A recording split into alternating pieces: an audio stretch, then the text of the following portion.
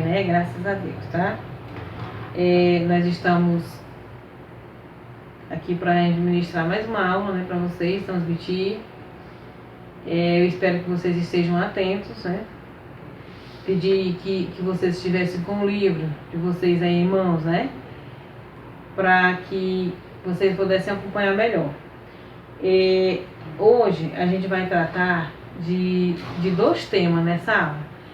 Referente à produção de texto no nosso módulo mesmo, certo? No nosso módulo 3, tá? Nós já começamos com a questão da gramática, mas nessa aula a gente vai tratar da interpretação dos textos. Primeiro, que esse texto, ele é baseado em questão de produção de ideias também, em defesa, a produção e a defesa de ideias. E opinião. Qual opinião você tem a respeito? O que você acha que você acha daquilo, né? Que é a questão do regulamento. O primeiro é figura de linguagem, que a gente já estudou, né? Em séries anteriores, esse ano a gente já viu, mas a gente vai continuar vendo as figuras de linguagem, que são as figuras de som, tá bom? Essas figuras que a gente vai ver, elas estão relacionadas também ao poema que a gente estudou. Gente, olha, nós dissemos que as figuras de linguagem, elas são encontradas em textos poéticos, não foi? E são, realmente em textos poéticos. Você não vai encontrar figura de linguagem em um texto argumentativo, no artigo de opinião. Você não vai encontrar uma figura de linguagem num decreto. Não vai.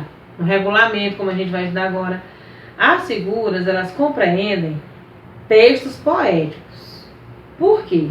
Porque os textos poéticos, eles têm uma linguagem poética, que são muito voltados para a questão do sentimentalismo, né? Tem um eu poético, tem um eu lírico que fala, né, pelo poeta. Então, quando existe essa busca interior desse eu lírico, do eu poético, aí vem um certo tom poético, um tom de poesia, um tom de rima, um tom de ritmo, certo? Uma certa musicalidade até. No poema que a gente estudou lá, que foi o Visão 1944, é um poema que foi baseado numa realidade, né, que foi a Segunda Guerra Mundial, mas a gente vê lá que tem termos que denotam, né, uma certa poesia. Primeiro, que a própria história já foi escrita em forma de poema. Não é isso que a gente viu? Em forma de poema. A linguagem também é poética, tá? A linguagem é poética. Aqui, olha.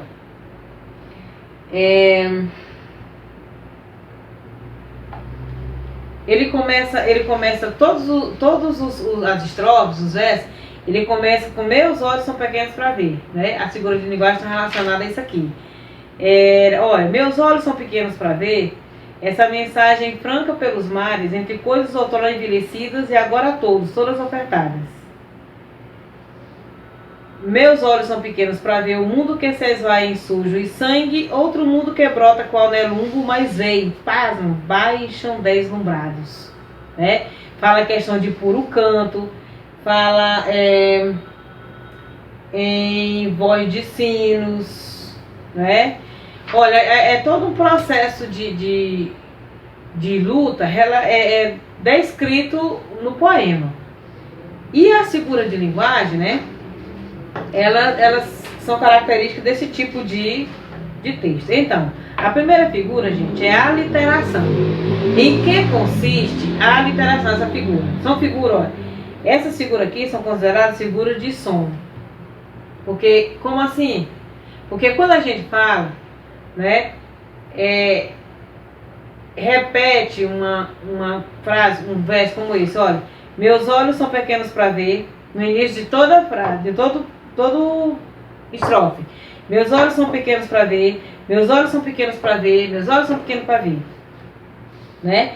Tem a questão da assonância, né? Da assonância. O que é essa assonância? É a repetição de uma vogal de vogais de mesmo som, dando ritmo e reforçando a ideia expressa no poema. Viu?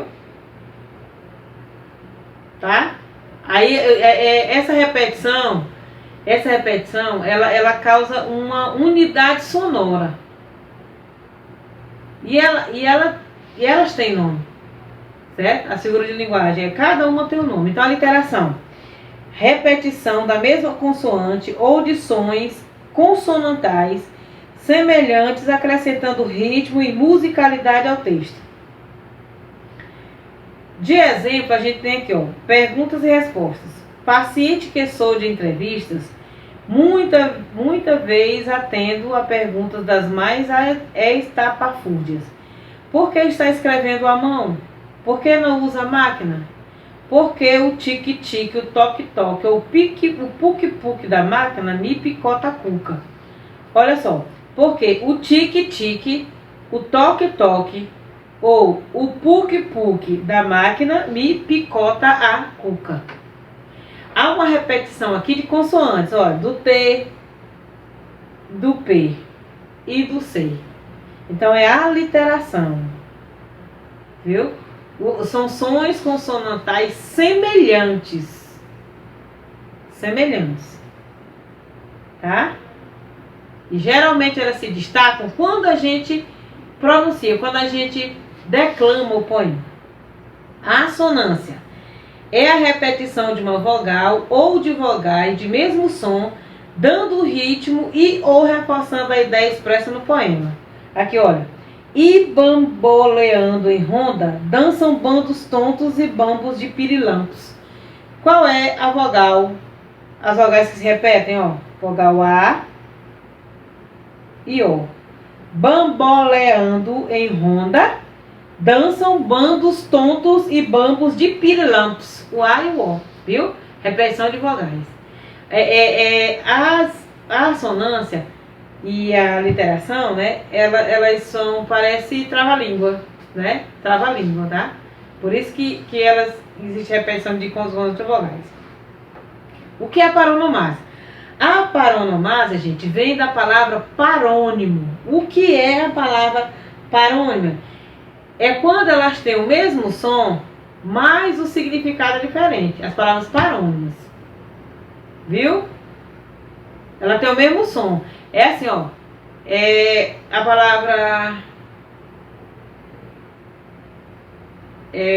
ascendente, né? Ascendente, acendeu. Acendeu, pronto, acendeu. Tem o ascendeu, A-S-C-E-N-D-U e tem acendeu, A-C-E-N-D-U. Que esse acendeu com esse S é de levantar, né? E o acendeu seria de colocar fogo em alguma coisa. Então as palavras parônimas, elas têm o mesmo som, mas os sentidos são diferentes. No caso da paronomásia, é porque ocorre parônimo nos versos. Olha só. Como um selvagem, como tapando o ouvido, fechando os olhos, distraindo na paisagem o paladar, com a displicente volúpia de quem mata para viver. Ó, como. Aqui, como é do verbo comer. Como um selvagem. Já esse como um selvagem é uma conjunção comparativa. Tá bom? Olha, o como, no início, é o verbo comer. Como um selvagem é uma conjunção subordinativa comparativa. E o outro, como, já é do verbo comer. Então vejam que as palavras são escritas da mesma forma, têm o mesmo som, mas os sentidos são diferentes. Certo? Então, a literação é a repetição da mesma consoante. A assonância. A assonância é a repetição de vogal ou vogais do mesmo som, e a paronomásia é a presença de parônimo no verso, quer dizer, palavras com o mesmo som, mas com sentidos diferentes, tá bom? O outro tema que a gente vai trabalhar hoje, gente, é sobre o regulamento. Meninos, o regulamento que está tratando do livro de vocês, certo? É uma parte da nossa Constituição. tá bom? É parte da nossa Constituição, Constituição brasileira. É um decreto que foi escrito para manter a ordem no país. Uma Constituição, toda a Constituição ela é escrita, quando ela é escrita, prevendo, objetivando a ordem no país. O tema da unidade de vocês é preparação para a vida. É uma educação que prepare vocês para a vida. Reflitamos. Reflitamos. Qual a importância de frequentar a escola e de aprender algo novo todos os dias? No momento, a gente não está frequentando a escola. As nossas aulas estão sendo online, mas vocês estão sendo instruídos da mesma forma. Não é verdade?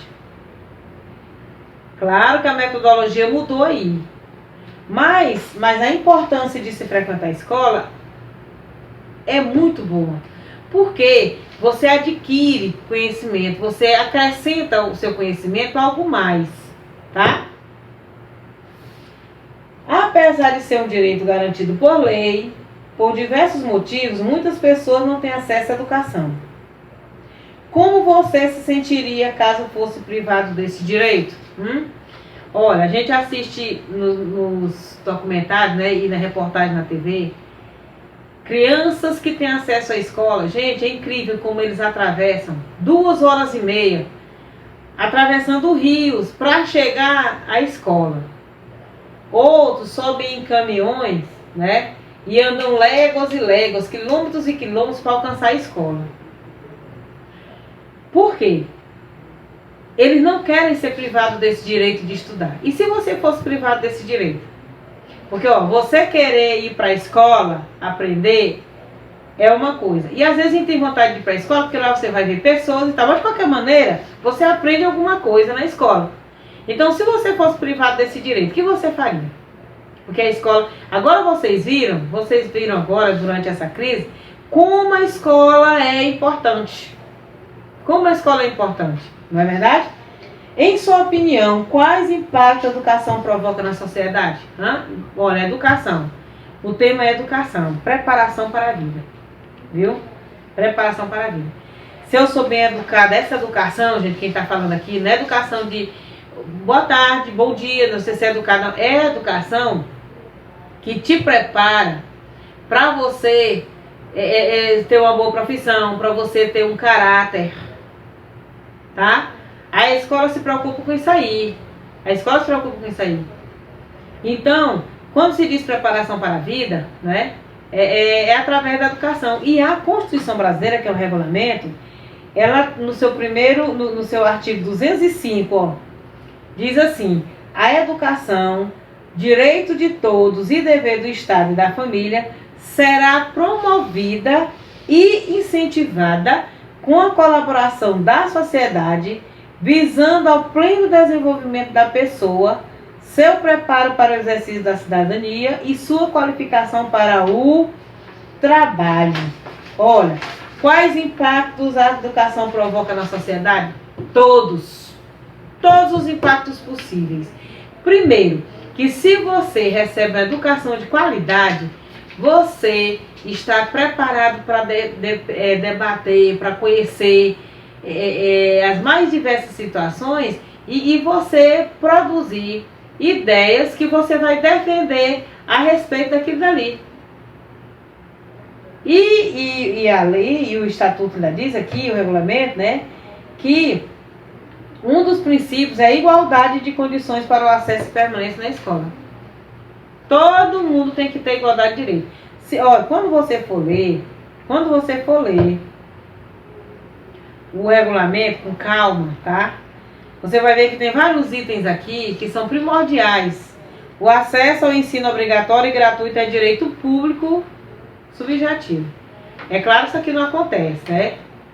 A escola, você vai criticar a escola pública que está defasada e tal. Mas a educação é um direito de todos, viu? A educação é um direito de todos, tá? Uma questão que tem aqui na página 47 pergunta assim: em sua opinião, por que é importante conhecer a Constituição? Se eu tivesse aí ao vivo, presencialmente, eu lhe perguntaria: Qual de vocês já teve acesso, conhece pelo menos a Constituição, aquele livrinho? Se não conhece o livrinho da capinha verde e amarela, conhece pelo menos alguma lei, algum artigo que tem lá na Constituição? É bom você conhecer. É por isso, gente, que muita gente dá com os burros na água, porque diz que vai atrás de direito sem conhecer o direito, entendeu? A Constituição, ela dita todos os direitos que nós, cidadãos, possuímos. E a gente, às vezes, vai procurar direitos sem saber se estudar. Por que é importante estudar a Constituição? Principalmente agora, na situação que a gente está vivendo. Situação caótica, situação política, a situação econômica, a situação social. Tudo encadeia uma série de problemas que é necessário se guiar pela Constituição. O presidente da República, nosso presidente, a Sua Excelência, o presidente da República, ele pensa numa pessoa que ele toma a Constituição como se fosse uma Bíblia. Não tem a Bíblia? Nosso livro mestre ali, lâmpada para nossos pés e luz para nossos caminhos. É a Constituição para um país, para um governante. Para um governante. O governante que não conhece a Constituição, ele não poderia nem estar administrando, porque tem que conhecer. E vocês veem que alguns deles conhecendo, ainda vacilam, né? Ainda vacilam. Então a gente tem que conhecer a Constituição, tá? Você acha possível conviver em sociedade de forma harmoniosa sem a presença de regras? É possível se viver em sociedade sem regras? Lá na escola, né, sempre é chamado a atenção para algumas regras. O uso da farda, né? Entrar no horário correto, que é aquela campainha quando se bate, você entrar. Sua casa tem regras? Qual é a importância? Se viver harmoniosamente. Só se vive em harmonia se a gente obedecer regras e cumprir essas regras. Dentro da casa da gente tem regras, o clube que você frequenta tem regras, a igreja que você frequenta tem regras. E a sociedade, para funcionar, ser harmoniosa, tem que ter regras. Ok? Então, gente, olha, leiam com calma esse regulamento que faz parte da Constituição brasileira, para vocês poderem responder às atividades que estão propostas. E reflitam sobre isso. A questão de se viver harmoniosamente na sociedade. A questão da educação. Educação é um direito de todos. É o bem maior. Tá bom? Então, releiam, estudem e se adequem mais à questão de regras, né? Até para estudar a gente tem que ter regra, tem que ter um horáriozinho, tá bom? Então, gente, foi um prazer estar com vocês, tá? E até a nossa próxima aula, se Deus quiser. Um abraço bem forte.